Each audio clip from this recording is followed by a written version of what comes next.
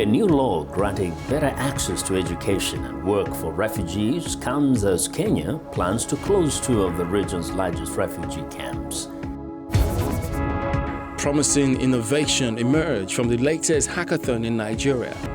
Organized by the National Center for Artificial Intelligence and Robotics, the conference generates innovative ideas to solve local challenges in agriculture, security, and logistics.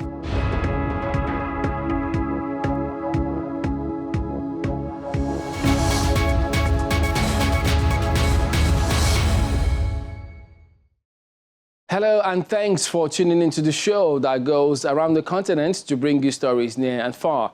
I'm Chamberlain Osoa, Channels Television here in Lagos. I'm joined by Vincent Makori from Voice of America in Washington. Well, thanks. I'm Vincent Makori at the Voice of America. Happy to be with you again for another edition of Africa 54. Now let's start off with the latest from Nigeria. Chamberlain Osoa in Lagos brings you that story. Some promising innovation emerged from participants of the third edition of the National Information Technology Development Agency Hackathon 2022, the Northeast edition. The event at the Modibo Adamawa University, Yola, organized by the National Center for Artificial Intelligence and Robotics, is aimed at generating innovation-driven ideas in addressing local challenges in agriculture, security, and logistics.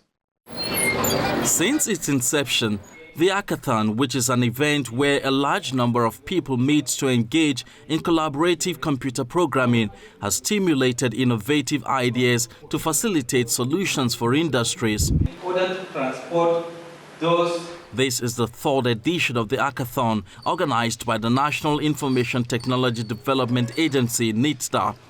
NITSDA is collaborating with 3 academic institutions to host this edition, and specifically for the Northeast, it is partnering with the Modibo Adamawa University, Yola. Very large expanse of land. Out of the over 400 people who applied for the hackathon, 20 were selected who are indigenes of the Northeast and possess software and hardware skills to solve local problems in agriculture, security, and logistics.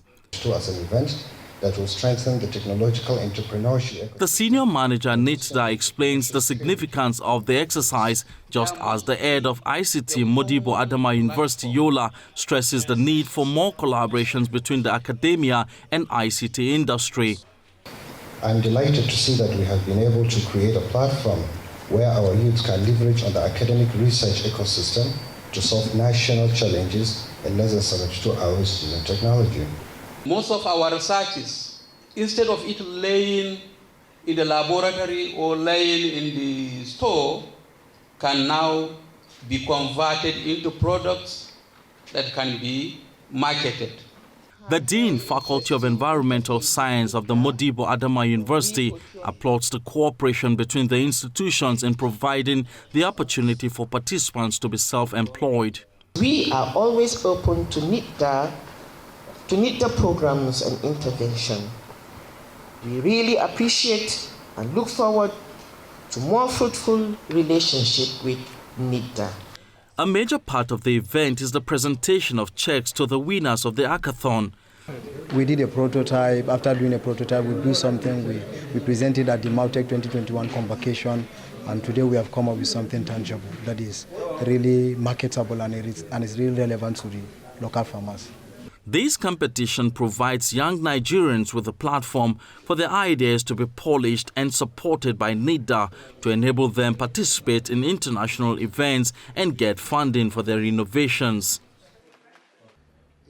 Well, joining us to discuss further is Chizaram Uchaga, who is Director of Founder Institute Abuja. Thank you for joining us today. Thank you very much. Glad to be here. All right, now the role technology plays in various industries cannot be overemphasized. What ways can Nigeria continue to explore this with respect to security, health, agriculture, and more? So technology is an enabler. So one can just say, okay, technology is this one thing. So you have different industries, whether it's the healthcare, agriculture, education, finance.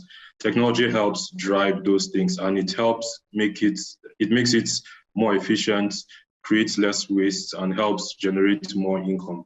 So, for example, when you come to health, for example, in some rural areas, you may not easily have healthcare workers that can go there, but with mobile-based solutions, you have mobile health where you can pass antenatal care information to women in languages they understand. That's how technology helps in healthcare. In security, for example, you have companies that use remote surveillance systems, artificial intelligence with predictive analysis and threat detection. So let's say you have cameras, so it's not like the old CCTVs that just monitor and you don't know what's happening. You can detect when a threat is happening, if there's an attack, if a crowd is building, so you can take necessary action to prevent attack in communities and stuff like that. So what technology does is that it helps you do things in a more efficient way. It helps you reduce costs, helps you reduce overhead. So that's the role technology plays. And the earlier Nigeria begins to adapt some of these things, even in agriculture, mechanized farming, not just crude hoe and cutlass and all, it really help us do a whole lot more at scale and faster as well. Do you subscribe to the school of thought that grassroots technology in innovations can help address local challenges? If you do, how can government encourage some of these budding minds? The three things I would say that they need to focus on is to create favorable policies. So, and using a sandbox approach. So rather than like what happened in Lagos, you wake up one day, you raise millions of dollars of funding, like the Gokadas, Marks and the likes, and then there's a ban. It's better to say, okay, we don't understand this new sector you're in, let's do a sandbox, so we test this and then see how to regulate you, rather than, and then because if you regulate them and they're providing the solutions, it's fixing problems, and then you can get money into the government coffers through fair taxes. So those are things they should look at, the sandbox approach and how they make their policies. The next thing I would recommend is that they need to support accelerator programs, because like the work we do here at Founder Institute, it's a global pre-seed accelerator. So it's a network that supports founders from idea stage to they grow. We are present in over 90 cities around the world. So in countries like China, India, there's deliberate government efforts to support technology companies and startups to grow and challenge Western companies. So China has such policies. They give them low interest loans, sometimes zero interest loans, and different things like that to make them grow. Because then if they earn foreign income from their sales, that's good for the local economy. So government needs to encourage such accelerator programs to get these young people to know how to build long-lasting, enduring technology companies, so they don't just start and die after a year or two, which is what happens over 90% of companies that don't get accelerated. Then the last thing I would like to talk about is, or recommend, is there needs to be increased local content adoption. So you need to see, or we need to start seeing governments saying, you know what, if we're going to give contracts or projects, we need to have, if it's 30% or 40%, that will solely go to Nigerian companies or Nigerian startups, and encourage that homegrown solution. You see the likes of Innocent and the others doing great stuff. A number of companies should be encouraged. Well, given the scenario, and speaking about global participation, the world is a global village. How far or close do you think the industries here, or the entrepreneurs, tech entrepreneurs here, are with the rest of the world? What do we do to break into that top bracket? So there's a whole lot going on in the tech ecosystem in Africa. So the thing is, a number of them need that little support and push. So some of these accelerator programs are paid for, some of them are free. So what the government needs to do is to support such initiatives, so you can get young people to get into these programs. Because what happens is that when these people create enduring companies, a number of them, like in Founder Institutes, most of them that graduate from the program eventually create 10 jobs, 20 jobs. So a lot of African governments are looking at, oh, we have this huge young population. We also have the problem of unemployment. How do we fix that? So you need to create companies that can absorb these people through the startup and SME markets. Those are the greatest sectors that absorb people through jobs. So government needs to take an active role in that. All right, then, Chizara Mucha, thank you for your time. Thank you very much. Welcome back to Africa 54. I'm Vincent McCory in Washington. South Africa's teenage pregnancy rate jumped 60% during the COVID-19 pandemic, an increase affecting the education of many young women and their hopes to escape the poverty cycle. Even though South Africa has introduced sex education in schools, parents have resisted. Franco Puglisi reports from Johannesburg. When schoolgirls in South Africa become pregnant, only 1/3 return to class. It is a major factor contributing to socio-economic disadvantage among youth. Serena, who does not want her real name to be used, was 15 years old when she gave birth to a baby girl. I didn't know what to do. I was confused, I was scared, I was devastated. Sometimes I can't balance my life, my education, and the baby. But due to the support of my parents, I can do that. Serena's experience as a teen mother was made more difficult by her parents' initial rejection and also being ostracized by the local community. I was very upset and too emotional. But all in all, Serena, this is not the end of the world. The main purpose is that you must supposed to go to school. Attend school regularly, respect your teachers as you respect your parents at home.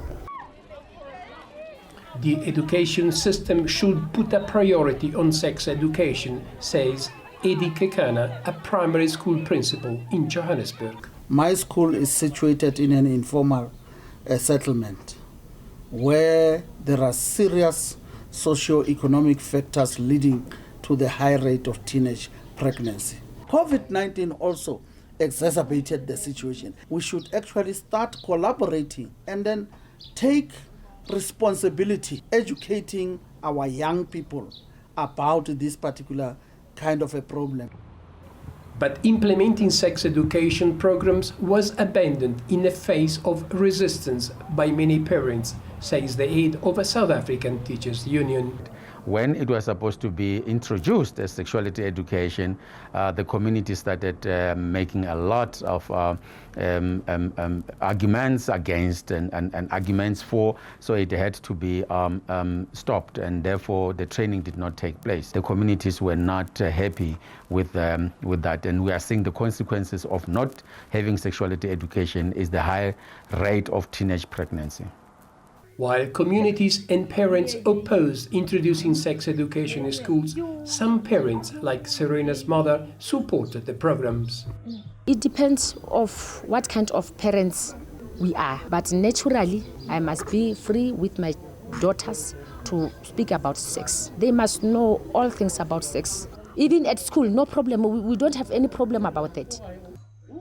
The controversy over sex education continues, but has gained new urgency with the latest increase in teen pregnancy. Franco Puglisi for VOA News, Johannesburg.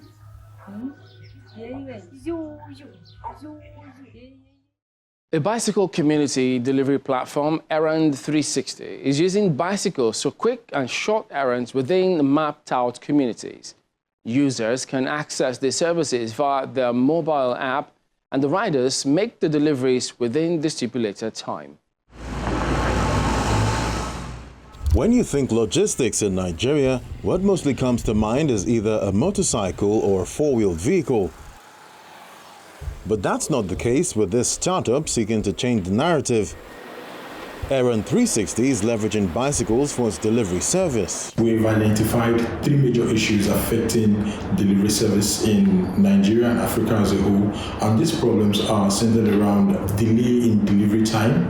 The second one is, of course, the delivery costs. You pay more to deliver because of the way deliveries are being done in Nigeria and Africa. And the third problem we're trying to solve is to reduce carbon footprint into our environment.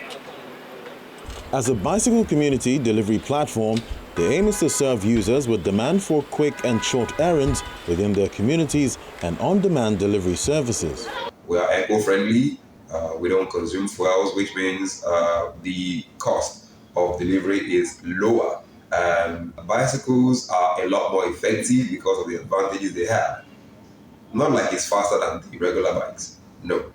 But we focus on communities, we focus in areas where people can go short distances, and that is why we are effective. The bicycles don't consume fuel, maintenance is very low, they don't face traffic, and they have health importance. But the journey for this young startup did not start now, and the successes recorded so far within a short amount of time only just happened.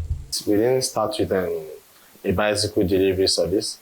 We started an e-commerce and site where we are seeking to see how we can do it differently. So how does it all work? We have a vendors app.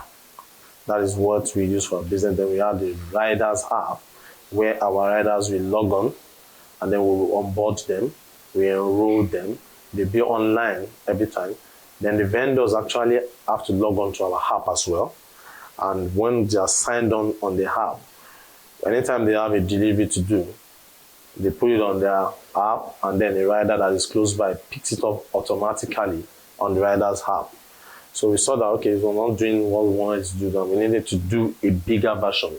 So at the time we were actually rebranding, we had a new version of the apps, and they are ready for use now.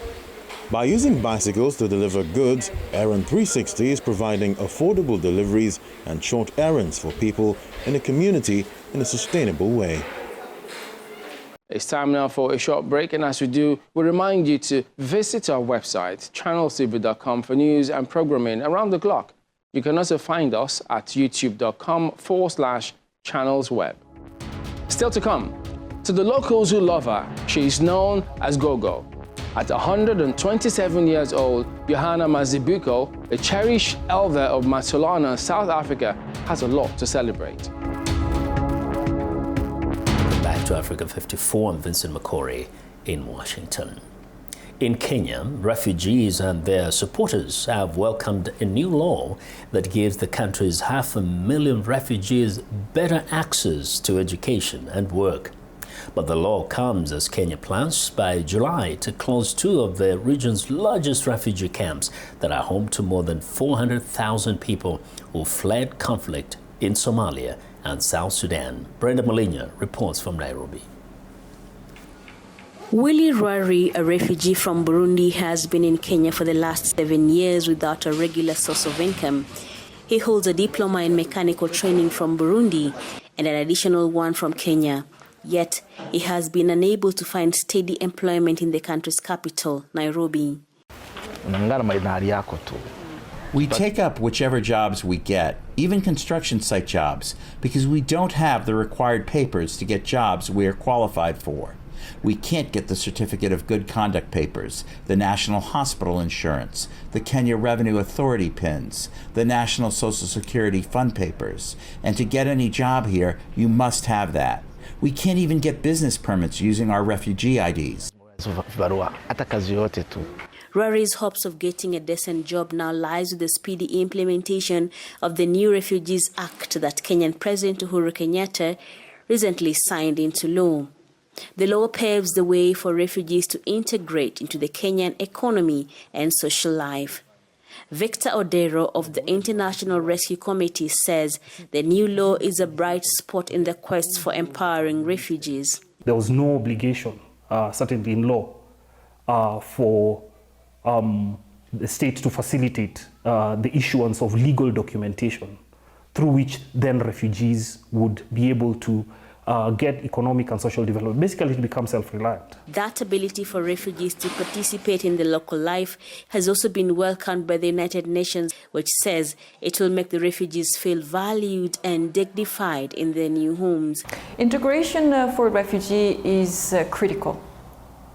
One, because refugees don't want to be the other, and they want to continue their life while seeking asylum in host country until they can return to their country safely. The new law comes ahead of the planned closure next year of Kenya's two largest refugee camps, which together house more than 400,000 people, most of them from Somalia or South Sudan. Odero says the law will help make the process of clearing the camps easier. For those who know the context, the refugee camps are simply unsustainable.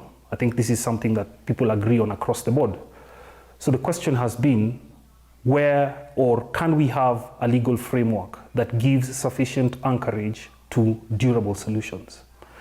And what we can see from this legislation is that it moves things forward. It is actually progressive. The close to 500,000 refugees in Kenya, just like Rwari, want the laws to take effect soon so that they can get the chance to earn a decent living outside of the camps.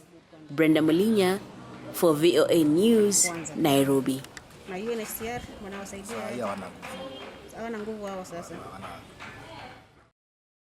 Work hard, get married, and look after your home, and also respect elders. Those are the words of advice from one who has spent many more years on earth than many of us. Gogo Johanna Mazibuko says she's 127 years old, and her small community in Masolana in South Africa's northwest province turned out to celebrate her. The mayor of the Masolana municipality, James Ntolela, used the opportunity to appeal to South Africans to care for old persons around them and protect them from abuse. Ahead of the arrival of the celebrant, members of her Matlosana community filled the hall as much as COVID-19 protocols allow. Soon, Mama Johanna Mazibuko, who is fondly called Gogo, arrived for the ceremony. The mother of 7, who has only 2 surviving children, is said to be the oldest person living in South Africa.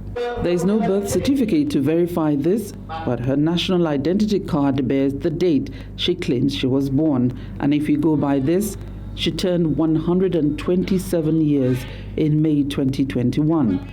To mark it, she said she had just one request. I asked her which church is she. She told me that she's having a church, but it has been a long time that she didn't see the reverend or the pastor or the minister of the church.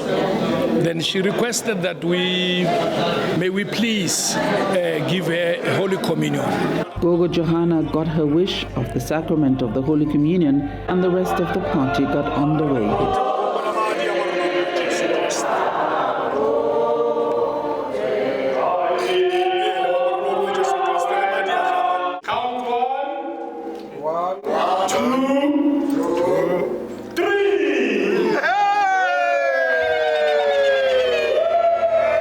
Elderly people are always abused, are always neglected.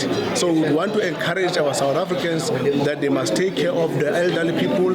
When they go to their celebrations, they must make sure that they leave elderly people being under the care of some people that will not abuse them. Madam Johanna Mazibuko has lived in Matlosana all her life, the best years of which she says are those spent caring for her husband, as she grew up in a very strict family. Her daughter-in-law, who takes care of her, says she has no regrets being there for her up to this point. And to us, the celebrant says younger people should work hard, get married, look after their homes, and respect elders. On her secret to a long life, she says it's the grace of God, as she sang to us the Setswana version of the Lord's Prayer.